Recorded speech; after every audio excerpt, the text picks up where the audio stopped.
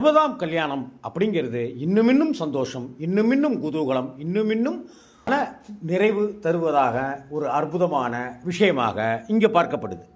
கல்யாணம் அதாவது ஒருவருடைய பிறந்த தமிழ் வருடம் திரும்ப வரும்.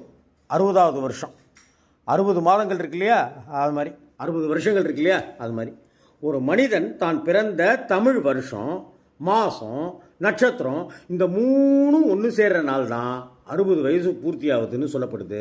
60ஆம் கல்யாணம் அப்படிங்கிற விஷயமாக பார்க்கப்படுது.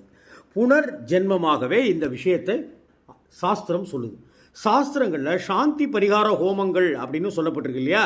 இந்த நேரத்தில் அவருடைய மனைவி தீர்காயுசோடு இருக்கணும், சுமங்கலி பாக்கியத்தோடு இருக்கணும் அப்படிங்கிறதுக்காக அந்த பூஜைகள் ஷஷ்டியர்த்த பூர்த்தி அப்படிங்கிறது செய்யப்படுது.